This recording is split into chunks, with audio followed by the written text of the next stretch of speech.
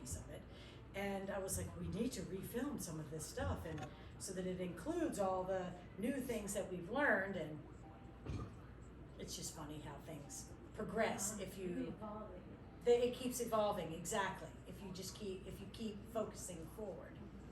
So we've got 2 knowledge things that I want to go over before we get our horses out, because these things are going to be key to understanding before we connect with the horses.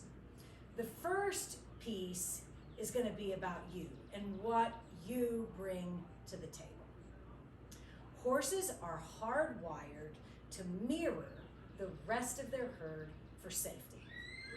And what that means is whether the rest of the herd is crazy or whether the rest of the herd is calm, they don't really care. They just know if they are doing the same thing that the rest of the horses are doing, that they become one giant horse energy and they are safer.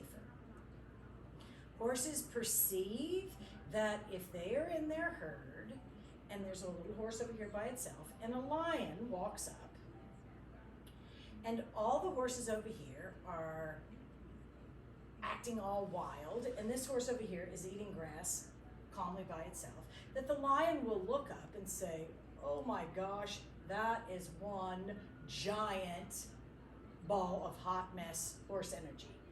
I'm going to go over here and eat this guy that's by himself.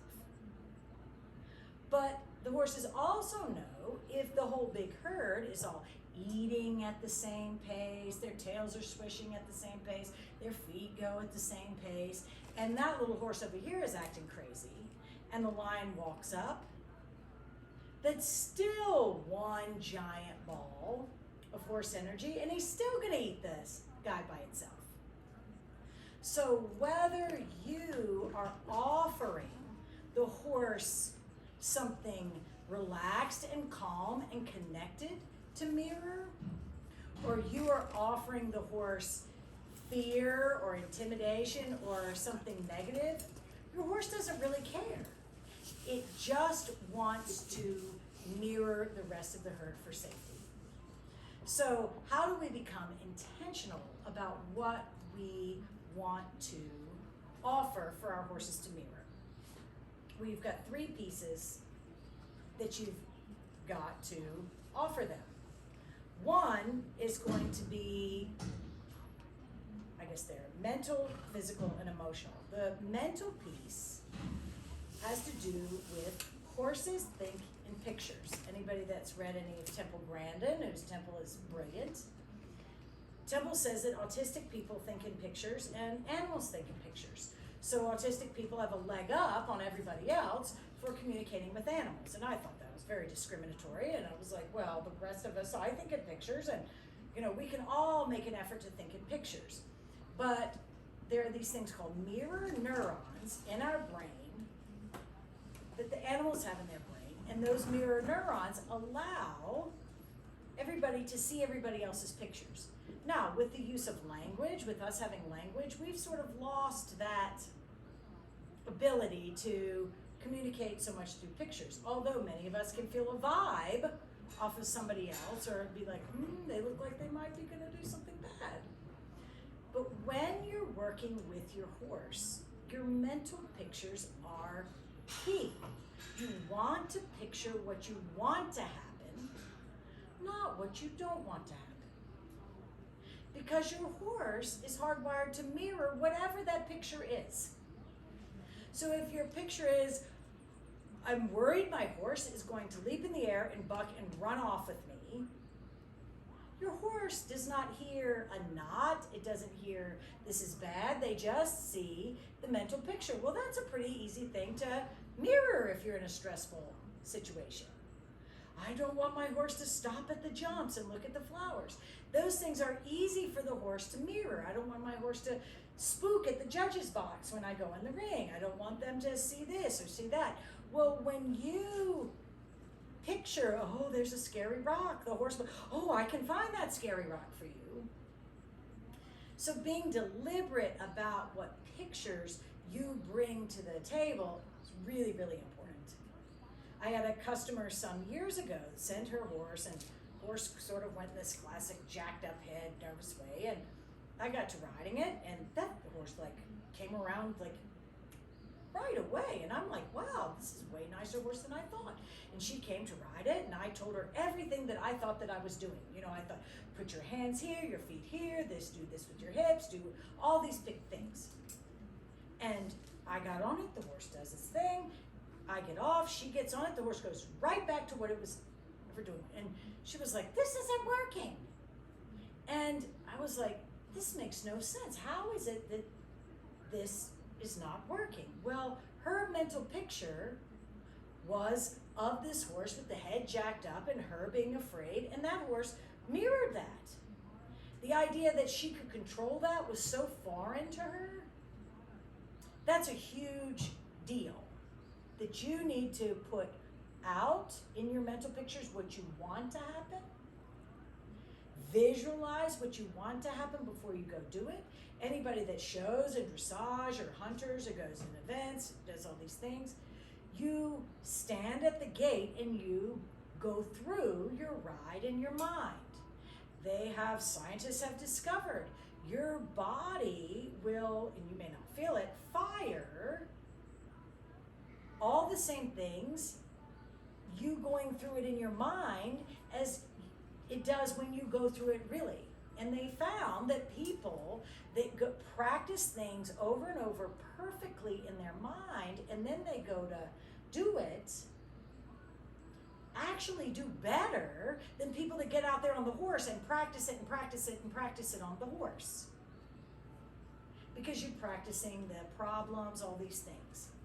So visualizing, going over it, having a peaceful trail ride, having whatever it is, having these positive mental pictures are going to be really important to you. The next piece of this is physical. And we'll talk in a minute about that you have an autonomic nervous system that is sympathetic nervous system and parasympathetic nervous system. It controls all of your reactions to stress. And each of those pieces of your autonomic nervous system has a set of muscles that goes with it. This is really, really huge. How many people have been on their horse and the horse started to air up and they got nervous and everyone around them said, relax, relax, relax. It's usually what people say. Oh yeah. They also usually say, take a deep breath.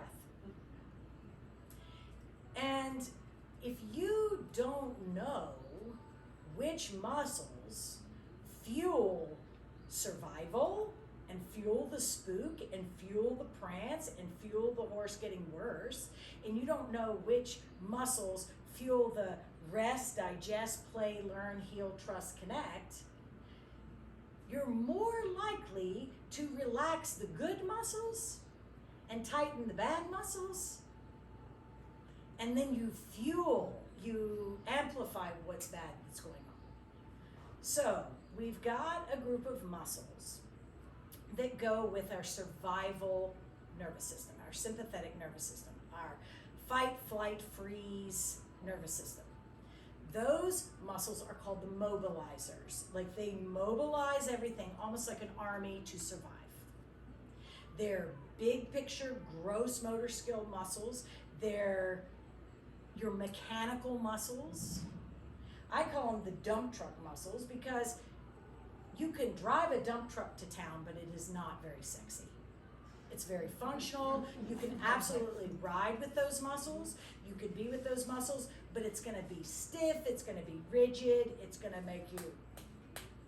And we think about the Army marches. They're training people that are kind of in a survival space on how to mirror each other and do things as best they can, but it's a mechanical deal. And all of us have seen horses at horse shows that go around and they're correct, or team ropers that go and they're correct, but they're stiff and they're just look like robots. These horses are in the sympathetic nervous system muscles. And those are, again, like your big gross motor skill muscles. The biggest ones of those are gonna be the big ones in your back, especially your lower back. So when people get nervous, that lower back tightens up. The main muscle of that, also called your fear muscle, is your psoas muscle. And anybody that does any sort of yoga has probably heard about the psoas, but your psoas is a muscle that actually attaches the top of your body to the bottom of your body. The muscle goes through that little hole we see in skeletons in the pelvis and attaches to your femur. When your body feels fear, that psoas muscle tightens up, and it does that to you. So in dressage, we want this open hip angle, right? These hips that'll flow. Well, that's the anti-tight psoas muscle. When you're riding along and you want your hip to follow, if your psoas tightens up, you go. So you have these muscles that when you're in survival or in a fear space or an uncomfortable space, tighten up. And your horse feels that, and they mirror that. They tighten their back. They tighten their psoas. What happens when a horse's psoas tightens up is their hips come out, their pelvis rotates this way. Often they get these bubble butts and these low backs, and the hocks are high and strung out behind them, and it doesn't work. And the horse gets heavy on the forehand, and the head goes up, and they lock up in their shoulders, and it's a big wreck. Conversely, parasympathetic nervous system, your rest, digest, play, learn, heal, trust, connect nervous system has its own set of muscles. They are called your dancer muscles. And when Janice Dulac, who does this Pilates for dressage program all over the world, told me about this, because she said my tapping was switching horses out of sympathetic and into parasympathetic nervous system, and she thought that was amazing, and I was like, I never heard of this.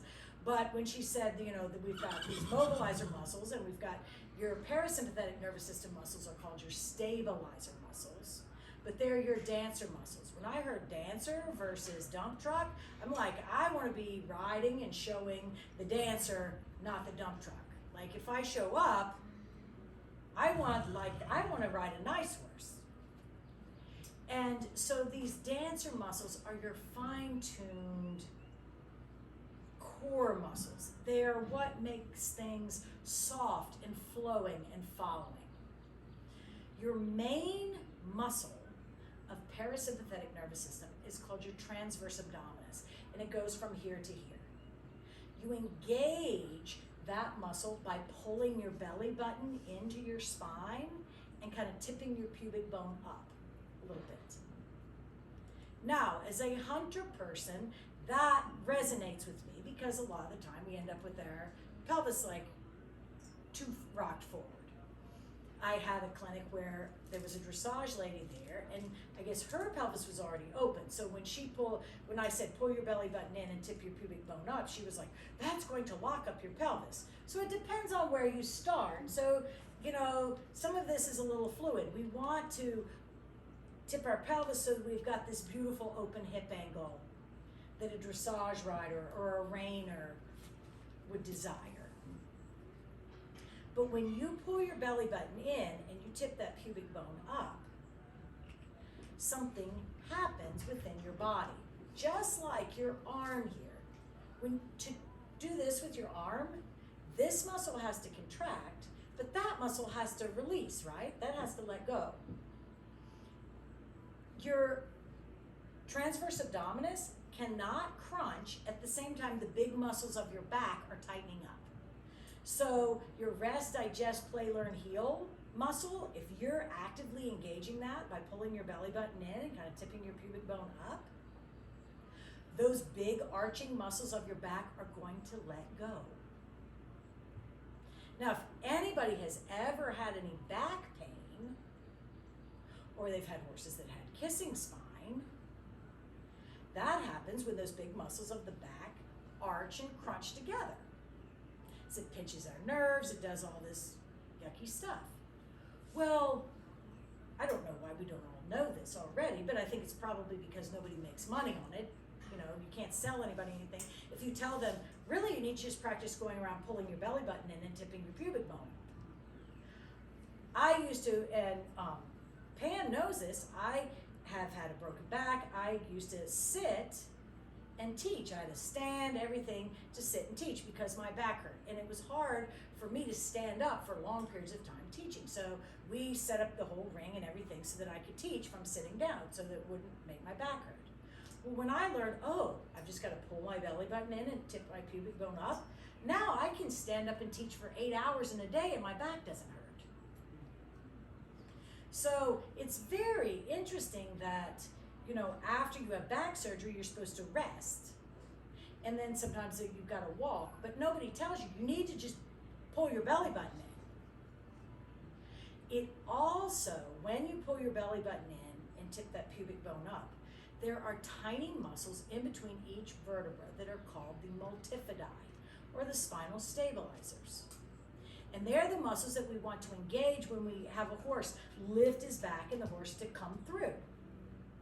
So when you pull your belly button in, tip that pubic bone up, those spinal stabilizers do this, and they separate the vertebra. Well, wow, don't you think that that will cause less back pain? It gives us more joint space. Like, it is pretty simple and amazing. And why we aren't hearing this stuff from other people, I don't know. How does this apply to my horse getting nervous? Well, I was learning about this, and I was like, if all this is true, and we normally say, relax, relax, relax, when somebody's horse is getting, you know, sort of aired up. And if you sit on the edge, and if everybody can sort of sit on the edge of their chair, you know, as a hunter person, this is probably as much of the posture, you know, sort of closing my thigh on the saddle, closed hip angle, and already my back is sort of like, this is not very comfortable. Well, as you're riding along, your horse airs up, and people say, relax, relax, relax. It's far easier to relax your belly than it is your back.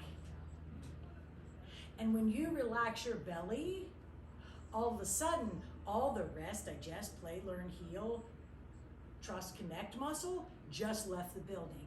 And now the spook and survival muscle is the only one holding you on. Because if you actually relax those sets of muscles, you fall off. Right? You gotta keep tension in some muscle to keep you upright on the horse. Well, I was like, wonder if I could actually mirror a horse out of a spook, or mirror it to give me enough time to actually be able to step off of it and not die. So part of this belly button in, pubic bone up, that Janice teaches, and I have a reining and cow horse teacher that teaches me this, and Tommy Sirio that helps me with my hunters, he also teaches this. You need to sort of ride around with man legs. Let go here and bring that lower leg up so it's a little hug to the horse. And I know you're like, yes, this is what we learned all along, but for a hunter person, this is not what we have learned. Because what we end up doing is sort of crunch here, our lower leg goes off of the horse. Well, when you do that, it actually feeds the spook and feeds the nervous, and it shoves that horse's back down. And it does nothing but make things worse.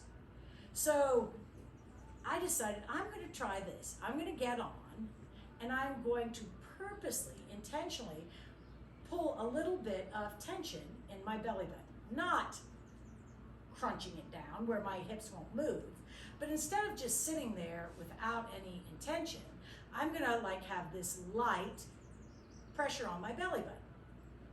Well, it's shocking the difference that you can feel in your body as you walk, even when you're pulling a little bit in your belly button, because all of a sudden you have an awareness of your hips. It's like you're riding from the front of your body versus where it feels like you're riding from your back. Even if you're moving and your back is where you either have no focus or your focus is on your back, you feel your back. When you pull your belly button in, all of a sudden it is like you feel your horse's hind legs step through. Like all of a sudden you can feel things you never felt before.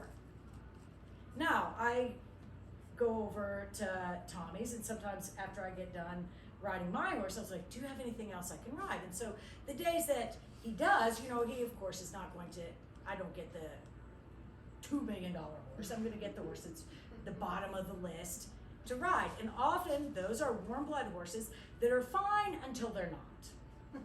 They're like frozen until they see something and they bust in half. Spooky. And so you just feel like you're sitting on this time bomb, and you just pray to goodness that I can get walking from the barn through the woods out there to the field to ride without dying. And I was like, well, I'm going to have this idea. So I got on, hold a light tension in my belly button. Probably like on a scale of 1 to 10, maybe a 3, maybe a 5. If I'm nervous, I would probably do a 5. Well, you walk along, and if I feel that horse go like that, you all know what I'm talking about. Like it sees something and it connects to it. When they go, what I do is I crunch my belly button. Now your horse is hardwired to mirror the rest of the herd for safety. So if you are crunching the main muscle of the parasympathetic nervous system, in the moment your horse is trying to go to survival and sympathetic nervous system, for safety, the horse is hardwired to mirror you to stay safe. So it is like you can crunch that belly button, and it is like you will pull the horse off of the thing, because he's going to crunch his. It triggers endorphin release and a connection, and it is shocking you can pull them off of things by crunching your belly button. And then the horse gets back connected to you, then I'll soften it back up to my 3 to 5. But I might crunch to 8. And if I need to get that thing to shut down long enough for me to step off, I may crunch it as hard as I can crunch it, get all 4 feet on the ground and step off. So this does not mean if your horse is airing up, you just keep crunching so that you die. Like, recognize the thresholds. But it is a completely different idea than our normal idea of relax, right? Like that feels different. So you feed the spook with our normal idea of relax. And I think that's very, very interesting. So the other thing that we want to trigger, we want to trigger parasympathetic nervous system in our body. And there is a nerve in our body called our vagus nerve that connects everything together with our brain. Our vagus nerves are 10th cranial nerve. It's the longest nerve in your body. It's called vagus because vagus means wandering. And if you can stimulate this vagus nerve, it will trigger parasympathetic nervous system in your body. Rest, digest, play, learn, heal. When the vagus nerve is not stimulated, you will slip more and more into this survival space. So I have a little thing called 5 hacks to relax, and they are 5 things that you could do as you're driving, as you're riding. 5 simple, super simple things to do that are going to stimulate your vagus nerve and help trigger parasympathetic nervous system in your body. I also have 20 hacks to relax that has more stuff in it, but the 5 is really pretty simple. The first one is pull your belly button into your spine. Second one, tip your pubic bone up. So we've already done those 2. The third one has to do with your breathing. When you inhale, that actually sort of brings you more into a survival space. So this take a deep breath, my interpretation of take a deep breath is, now when you do that, you're going to also fuel the spook and the horse coming uncorked. So the important thing about the breath is take a deep breath, like breathe in, but you're going to exhale through your mouth about twice as long as your inhale. I've been studying getting in the flow, getting in an endorphin space, and the most effective way to trigger an endorphin release in your body is 2 inhales, 2 short inhales through your nose, a big exhale through your mouth.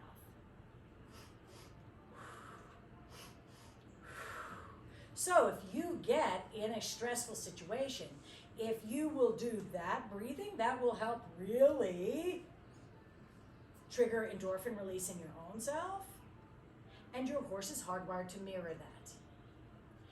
If nothing else, focus on lots of exhale. When you exhale, you actually have sensors in your lungs that trigger a relaxation chemical to be released on your brain. And you can't make this scientific stuff up. That chemical is called vagus stuff, which I'm sure I don't pronounce it correctly. It's like a German word, but whatever. It's spelled vagus stuff. Because it works with this vagus nerve to relax everything. So every time your horse blows out, they are doing their best to self-soothe and calm themselves down. Now, before this, I thought when the horse goes, I'm like, oh Lord, something bad is about to happen. I had no awareness that that is a horse doing its best to self-soothe in the moment. So if you hear this horse blowing out, you know that you've gone through a threshold and you need to have a little empathy and turn on your stuff that can help trigger parasympathetic nervous system in your own body. The horse is trying to be okay. Really, horses and people do not want to be crazy. Nobody wants to be crazy. It feels horrible. Everybody wants to be balanced, but everybody wants to survive too. So we've got to work within this parameter. So exhale is your big friend. Now, in studying flow and endorphins, if you want to bring in adrenaline up in your body, if you do fast, if you will inhale, exhale super fast 10 times in a row, you can spike adrenaline in your body. Just so if you have no energy, you can't stay awake driving, you can't wake up, you could use that to spike some adrenaline and get yourself some quick energy. But when you're on the horse, you don't need to be breathing like that. That is not going to turn into anything good. So we need to do in our body what we want the horse to do in their body. So number 3 is exhale. Number 4 is part your teeth.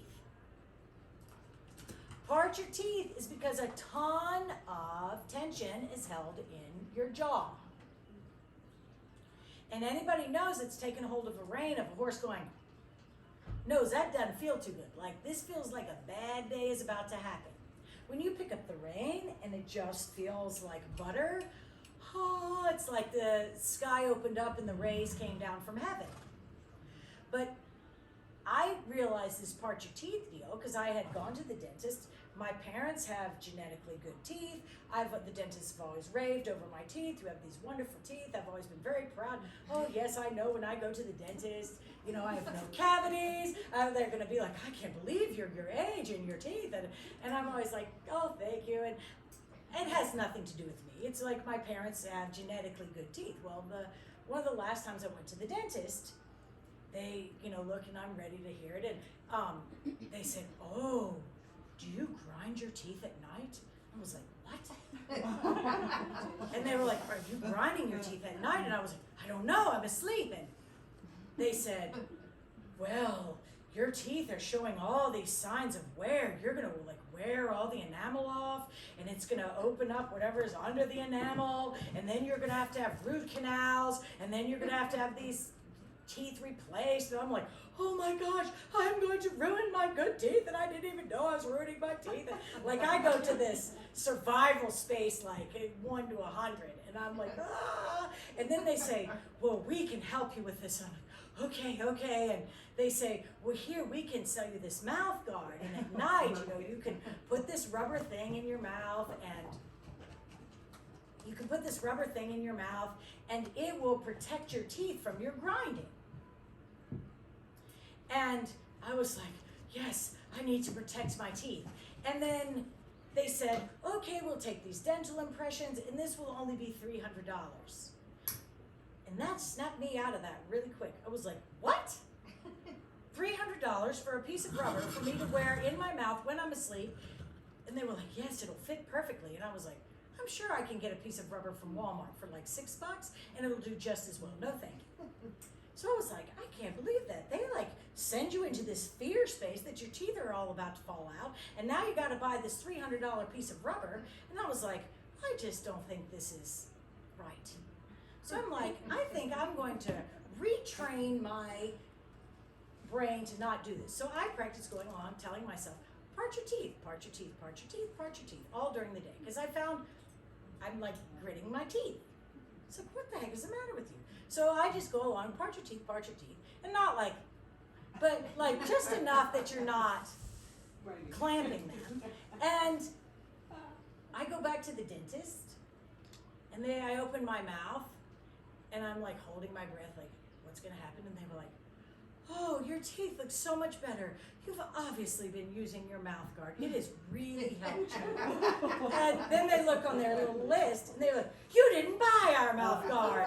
And they were like, what did you do? Did you get a mouth guard somewhere else? And I was like, no, I just practiced part your teeth, part your teeth, part your teeth all day. And so then I'm out of the habit of clamping my teeth, and now I'm not grinding my teeth. And who knows if I was grinding my teeth at all? I can't see it, and I'm asleep at the time. And so are they scaring you into buying their $300 thing? Perhaps my teeth were grinding. But part your teeth is an important piece to not be holding tension and triggering this survival in you. The fifth one is relax your tongue down off the roof of your mouth. When your tongue jams up on the top of your mouth, it completes a circuit for you to be ready. So when you relax your tongue down off the roof of your mouth, it helps trigger you to relax. So if you're driving or riding or whatever it is, and you practice belly button in, pubic bone up, exhale, part your teeth, relax your tongue. Belly button in, pubic bone up, exhale, part your teeth, relax your tongue. You just sort of roll through that, it can totally change your space. Now, what are some other things that can stimulate parasympathetic nervous system in your body? Singing at the top of your lungs. That vibration stimulates your vagus nerve, helps stimulate parasympathetic nervous system.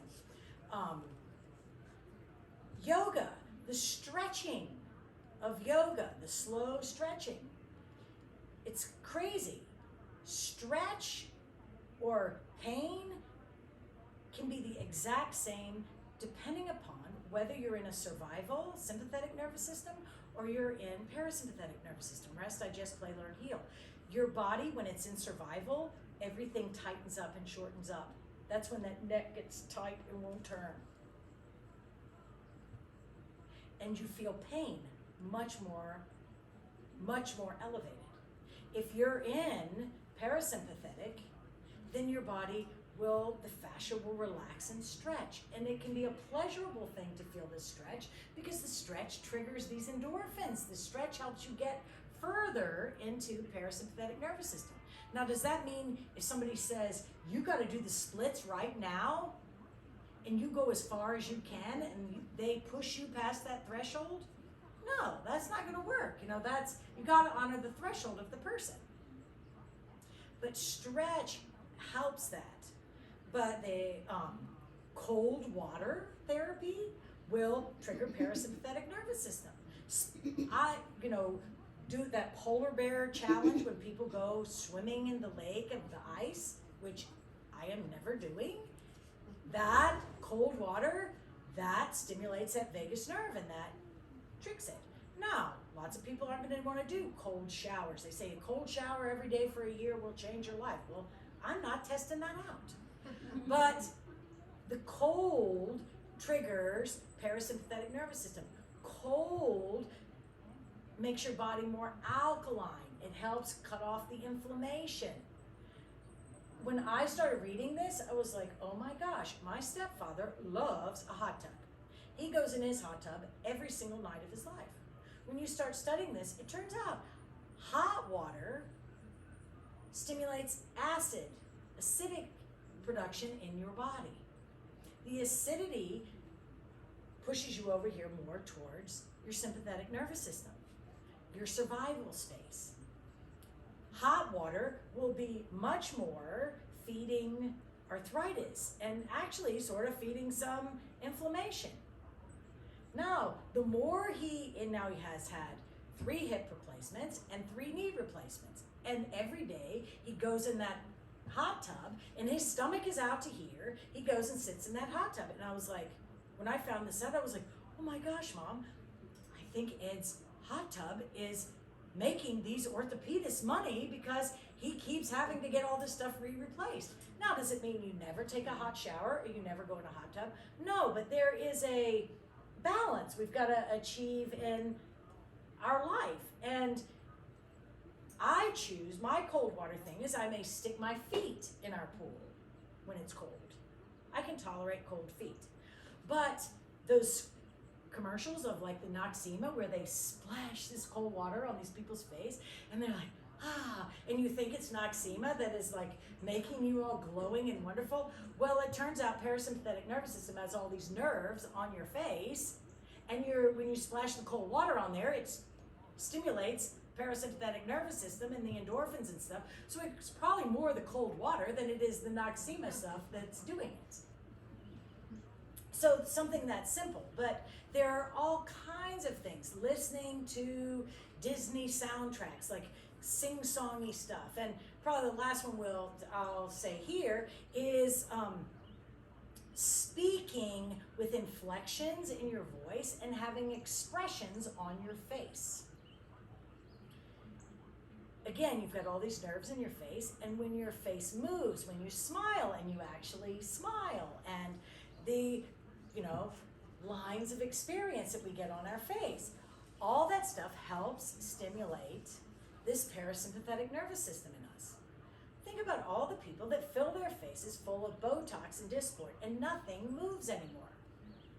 Well, it isn't long after you have made your face not move, I am happy, that all of a sudden you start noticing other things that you don't like. And the next thing they go in is some liposuction, and then a tummy tuck, and then an augmentation, and then you don't even recognize a facelift, and then you don't recognize these people anymore. Well, it was like, holy cow, wonder if this filling our face full of this stuff and making no wrinkles is part of why we're not able to trigger this positive space, and it's making us less confident.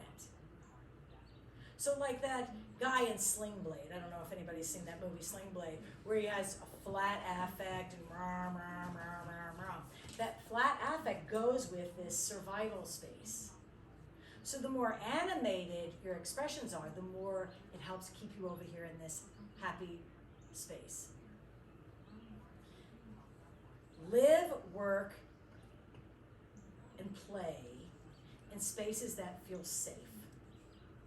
That is one of the best ways to keep you in this positive space. If you have a boss that screams at you, teachers that scream at you, that sends you over here into a survival space, and you're never going to perform the way you would perform if you were in a good space. Oh my goodness. And see, I think she feels all this energy in here and she doesn't know how to handle it. And see, I just acknowledged what's going on, and did you hear her blow out? So we acknowledge what's happening. She can't connect to us, and there are no other horses here, so that's creating, she likes to be part of a herd, right? Oh, so yeah. she's very upset that she's not part of a herd. This is a great example. She doesn't understand the energy that's going on in here. And she can't come in here and physically connect. Mm-hmm. And it's hard for her. So the last of these three things is sort of your emotional piece. And this piece, it's hard to believe that it can be deliberate, but it absolutely can. It may be the easiest thing. It is having a non-judgmental, non-critical attitude. This attitude of gratitude, and we're all get sort of beat into us. But if you choose to get up in the morning and you're like, it's raining, or it's hot, or it's cold, or I hate getting up, and I'm stiff, and all these things, that sets you up to be in this negative space. And I hate traffic, and I've got to go get gas, and you get to the barn, my horse is too fat, oh, my horse is too skinny, oh, my horse is old, oh, my horse is too young, or my horse is this, and my horse is that. Your horse feels all of that off of you, all that judgment. And I go around, and see, we need to not have judgment. At least she can let it out. There's some horses that internalize stuff so much that they can't let it out, and then you get a hold of them, and then they blow sky high. So I would much rather that she releases it than she internalizes it. Yeah. But if you get up in the morning and you put on your rose-colored glasses and you just spin whatever is happening. Oh, it's raining. Wow, the grass is going to grow, and the hay fields will grow, and hay will be less expensive this year. Or I will have my garden will grow, and we will have fresh food, or whatever it is. We need rain. Yay, it's sunny. I love sun. Or it's hot. Wow, I love it's not cold. And if it's cold, I love not sweating. And you get to drive somewhere, and I'll get to the point where I go through McDonald's to get my biscuit, and I get to the checkout person, and they're like, "Rah, rah, rah." And I'm like, thank you for coming to work today. And I look at them, thank you for being here, and they look at you like, what? And I was like, and they're like, it's my job. And I was like, but you didn't have to show up. And I appreciate you being here, because now I get to have breakfast. This is making my day better. And then usually they will, whether in a gas station or McDonald's, they will share something about themselves versus looking at them, oh my goodness, look at her purple hair. Or you go in the gas station, I do not know if that is a man or a woman, but I've never seen so many piercings in my life. Or, whatever it is, if you, instead of that, wow, that person must be really brave to walk out with this. And if you say something, you find something genuinely nice to say to somebody, especially somebody that probably gets a good bit of judgment or people making fun of them, you not only can change their day, but and when you show up at the barn, if you look at your horse, you are the cutest horse ever. I love you. I love your puffy hair. I love your short hair. I love that you're so roly-poly. I love that you're so slender and sleek. Whatever they are, I love that you have so much experience and yet you still show up today. Or I love that you're so young and we get to do these experiences together. If you show up with this sort of attitude and this sort of emotional space, it changes everything for the horse, because you're holding up a mirror to that horse. And I'm shocked when I go places and the people will be like, my horse is blah, blah, they're complaining about their horse. And their horse is giving their person the hoof because they don't like the way they look in that horse doesn't like the mirror that person holds up. Sort of like my first husband, sort of like, you need to get on the scale, you need to lose weight, and I'm like, lose size 5. How much weight do you want me to lose? I didn't like that mirror. And my Tommy now is just like, oh, you're beautiful. I have a mirror too, but I'd rather look at his face when he looks at me, because it looks a whole lot better looking at him. And whether he's faking it or not, it makes me really appreciate him more. So have a mirror up that really helps that horse. So that's the piece that all of you can do within yourself and really work on within yourself, having positive mental pictures, not picturing what you're worried is going to happen. Using the muscles in your body that help trigger parasympathetic nervous system, rest, digest, play, learn, heal, and having this non-judgmental attitude. Warwick Schiller has this exercise that I thought was so cool. He said he put stones or change in one pocket, and I guess he was at a clinic and the clinician told him to do this. Get a handful of change and put it in one pocket. And every time you have a negative or judgmental thought, take one of the stones or one of the pieces of change and stick it in the other pocket. And he said, I knew I was in trouble when I had already switched 6 pebbles before I finished making my coffee. And I think that's sort of a neat idea for an exercise to help give you some more awareness of, when am I being negative? How can I spin this well? Because your reality, you can choose to be grateful and happy, and you can choose to be a curmudgeon. It's up to you. So that's what I want everybody to kind of think of within themselves. And the hacks, 20 hacks to relax, all that stuff is for free, is posted for free on my website. So if you Google my name, all that stuff is there. There's a ton of all this stuff written there that's free. The next piece, the last piece that we'll do as quick as we can, is about sympathetic nervous system, parasympathetic nervous system. And when I learned this, I was like, holy crap, this is like amazing. Your response to stress is governed by, you only have two ways to go.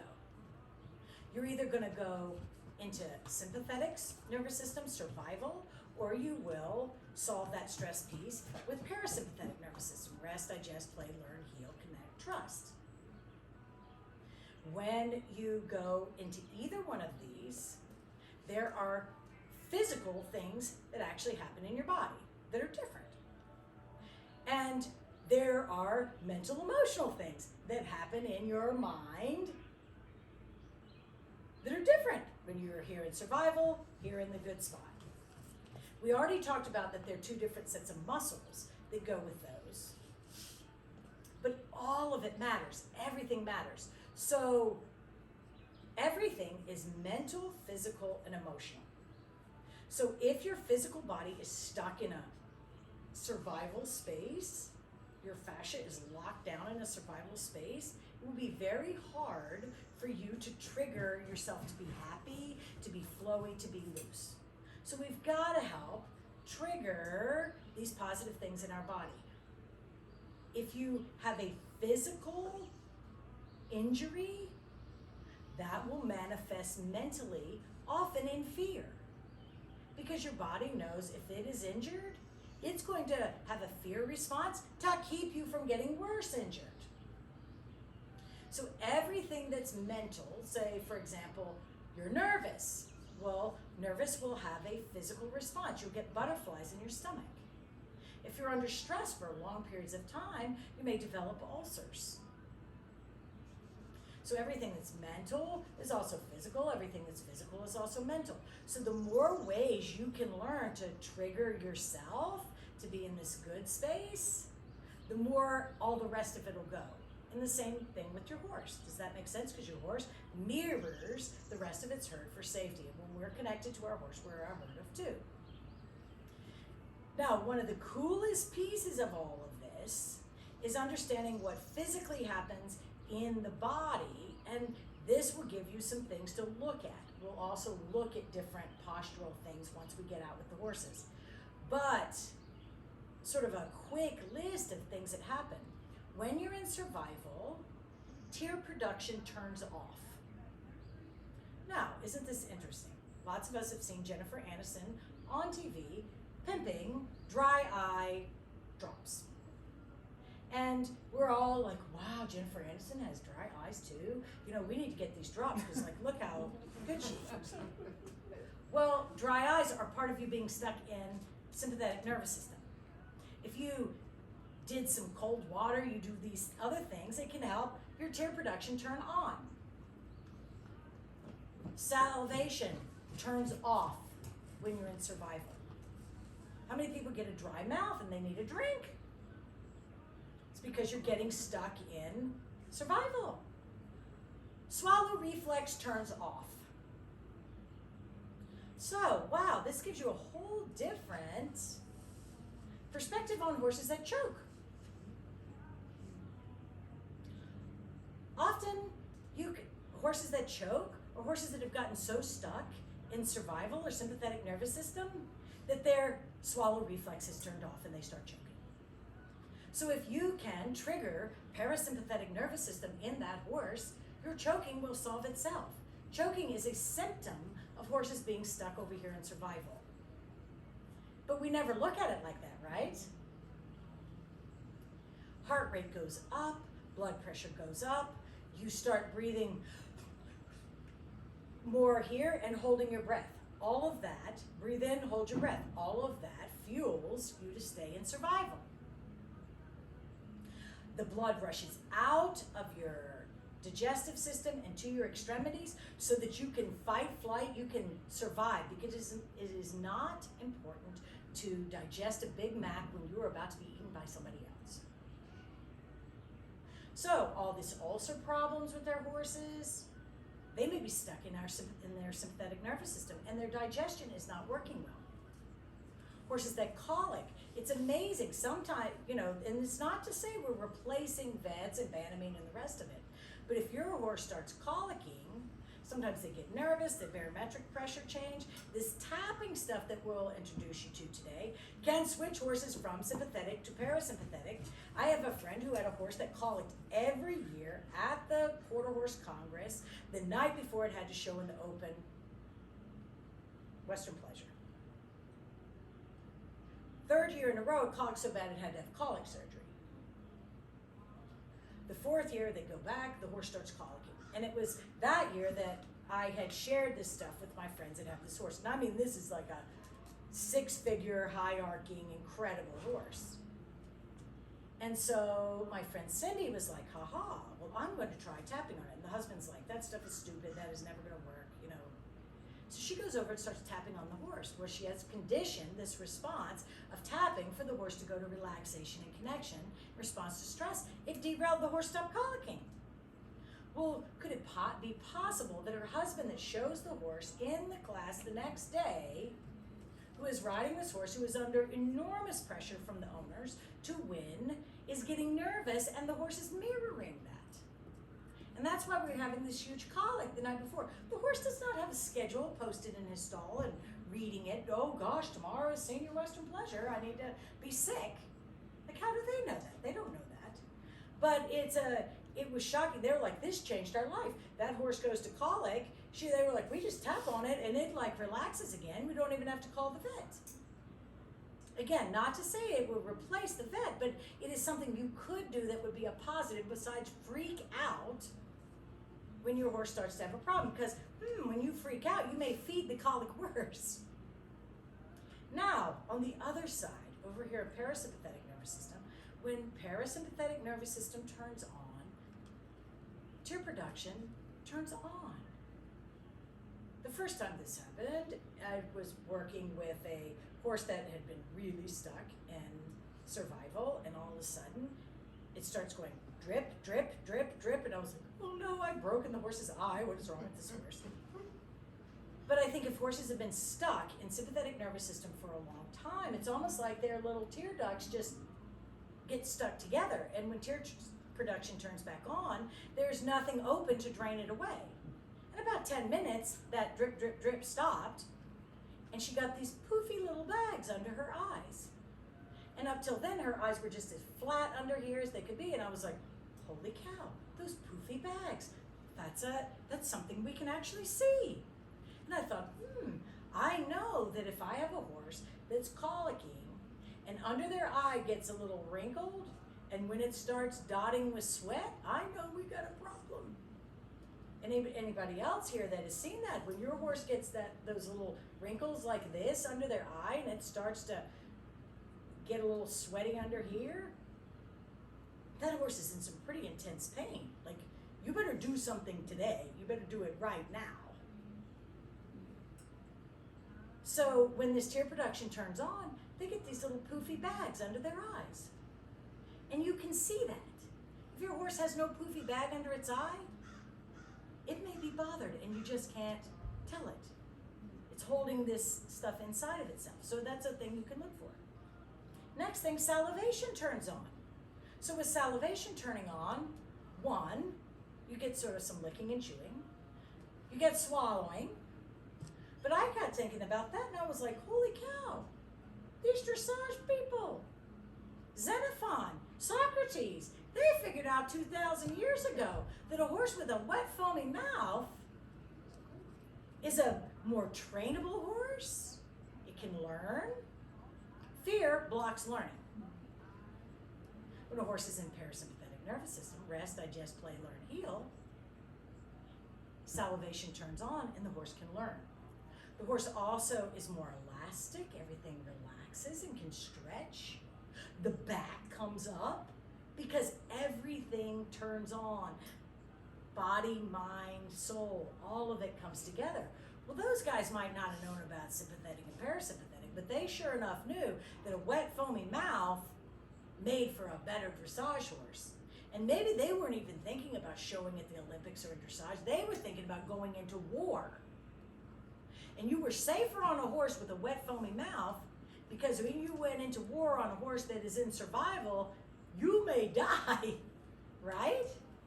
But I think that's so amazing. Nobody ever told me that. Well, then people are like, well, we can make wet, foamy mouth. Here, we're going to sell you these treats that make the horse hypersalivate. But, you know, it's when you start to realize, whoa, that's like a result of the positive thing. Swallow reflex turns on. So one of the things I'll watch when we're doing that groundwork is the horse swallowing. Swallow is one of the first things they'll do even before they lick their lips. Swallow is like, yay! You like get excited when they swallow. Heart rate goes down, blood pressure goes down. Breathing gets deep.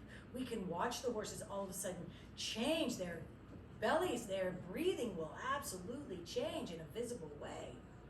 The blood goes out of the extremities into the gut, and their digestion turns on. And while we're working with them, often it's just crazy. You'll be working with them, and as their body starts to switch over from sympathetic to parasympathetic, they'll often lift their tail and pass some gas. And within the next 15 seconds, you will hear gut sounds standing next to them. So it's hugely important to understand, whoa, we have all these ways to trigger the positive in ourselves and in our horses. There are also a lot of ways that we can accidentally trigger the negative. We want to be intentional about using this. You've only got 2 responses to stress that are possible. Let's work on wiring everything to go here, to the positive. And that's what we're going to do. And in a liberty situation, that's going to show. We're going to start with the horse on a long rope, so you have a little safety net, because nobody's supposed to be perfect right out of the gate. But you can use, we're going to show you exercises that you can use first with the rope, but as you get more comfortable, you can wean yourself off of the rope. All right, I'm going to throw the rope over their neck. I'm going to, you just do this a little approach and retreat with your tools. Because you'll find sometimes, whoa, was I really arching my back when I was standing there? It's just so funny. We all of a sudden get an awareness of, really, was I doing that? So, does anybody have any questions now about either what you need to do in yourself or about this science?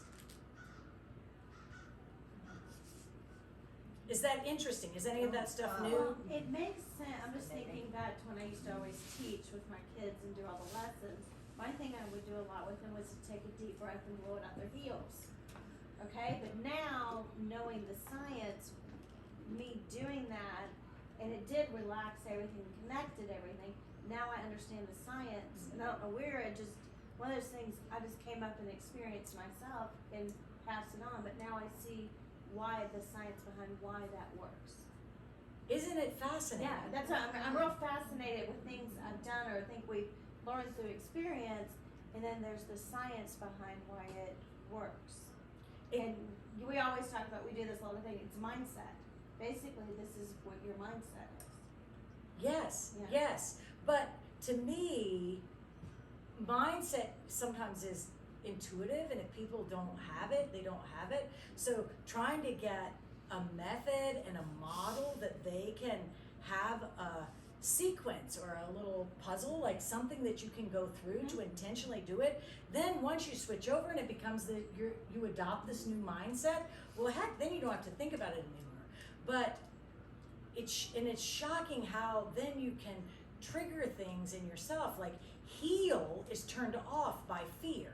So I wondered why, when I was growing up, if horses got hurt, like especially racehorses got hurt, We brought them home. We turned them out in the big field with a bunch of their friends and grass and sun and space to move. They hurt their suspensory, they hurt a tendon. Now, if it's red hot, you bandage it and stuff, but as soon as you could, you turned them out there with their friends, and you didn't get them back up for 6 months. You got them up in 6 months.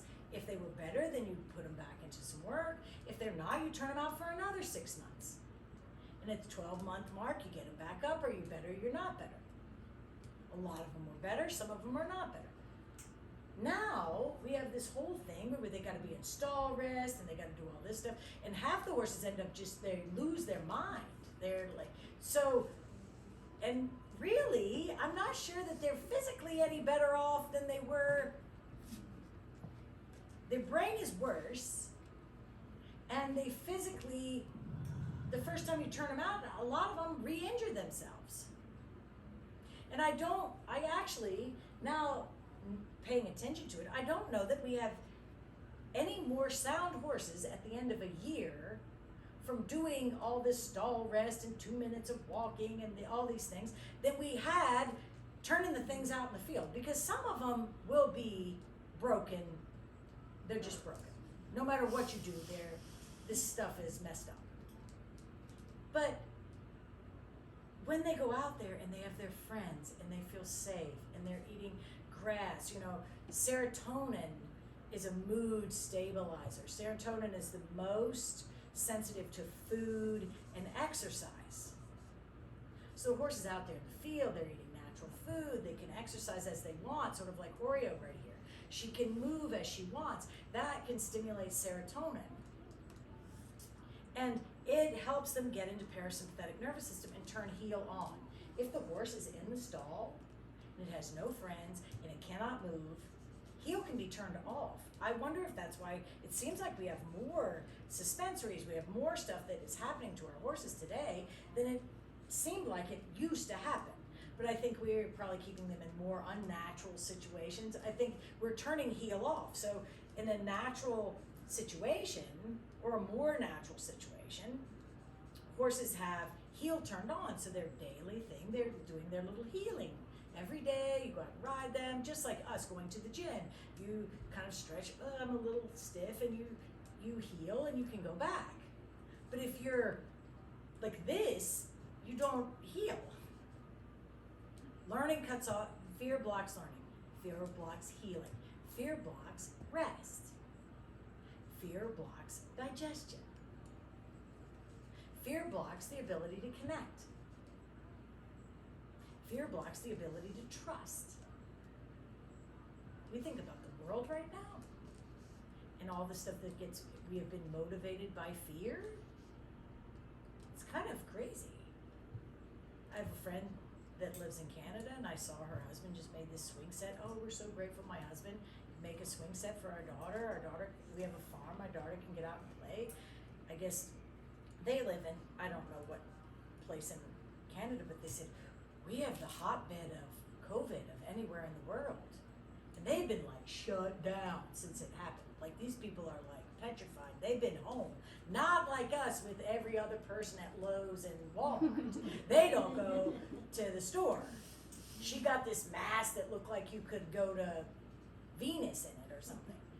Well, she said, no, like you'll get arrested. Like they have police policing the streets. You are only allowed to leave your house to go for food or, whatever they call it, necessities, essentials. And she was like, they don't know how much longer we're gonna do this. She said, when planes come in here, they're filled with COVID. And like, I was like, where do you live? Like, really? You can't leave your house? You're still at home? Yes, we have the hotbed of the earth, of everywhere, of COVID, and we have no vaccines. There's a shortage of vaccines, even people over 50, the old people. And I was like, be careful.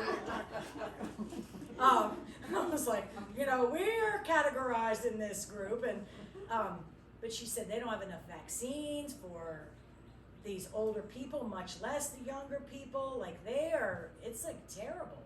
And I was like, wow. Wonder how much of all this stuff is real and how much of it is controlled. And I guess I don't know. but she's like genuinely freaking out. And you will be arrested. They don't get to go to Walmart. And I just thought that was crazy. Like, it just was unbelievable. And how could it be so much higher there than like where we live, where we're all out doing stuff? And it's cold there. Cold is supposed to, you would think that virus wouldn't do as well in cold, but I mean, I don't know. I'm not a medical person, but so much of it is what glasses you put on in the morning. And I think back to those settlers. I'm like, how brave were they? Like, my sister doesn't let my niece go outside where she could get a mosquito could bite her, or a tick could bite her, or she could get sunburn, or she could get this, or she could get that. But no, now she has horrible anxiety because she's stuck inside in her room. You know, she has fear and anxiety and she can't function in life. And I'm like, I think if you would let her go outside and play, she would probably do a whole lot better. But they live in this fear space that we didn't live in. Like, I was free. I would be a crazy person if I'd had to stay in a house like her. But I think of the settlers. Heck, they got in wagons and like drove somewhere they didn't even know where they were going. Like, I don't know how many people died on that trip, but they were like so optimistic. We would never do that now. Like, we don't want to go outside and risk breathing. It's sort of interesting. It sort of makes you feel like, what kind of pansies have we become? Don't you think? Like, you think back to before. These people were brave, but I guess they probably triggered their parasympathetic nervous system. They were outside working, they were moving, they were Taking cold showers. all right. That's perfect. So what we're gonna do now, we're gonna go out to the ring. I want your horse in a halter with a long rope, with you with some kind of stick. Ideally, I would love it if you had a dressage whip. If you don't have a dressage whip, then I think I have a couple in the car. I've got two here. So Okay, you got perfect. your But other girl one. it would be better if we had a dressage whip. If you had a really aggressive horse, you would need a longer, stiffer stick. If you have a horse that is like, why I hate people, you would have a shorter stick. It's not about, none of this is about the tools. It's about the concept and the model. And you learn sort of the basic model, and then you flow for what you have. If you have a rope halter, it makes it easier for your horse not to pull on you. If you don't have a rope halter, the rope halter is not magic. Your horse may just drag you a little more because it's easier to drag somebody in a thick halter than it is in a skinny halter. Like, standing on a big wide rock is more comfortable than standing on a little pointy pebble, but it's not about the halter. It's not about selling equipment. It's about you figuring out this. We're gonna first do 2 leading exercises. Then we're gonna do the playground of safety. Then we're going to introduce some basic tapping. Then we'll give our horses a break. Then we'll come back and we'll do some more advanced leading exercise, some more advanced tapping with some obstacles. We've got a lot of fun stuff ahead. So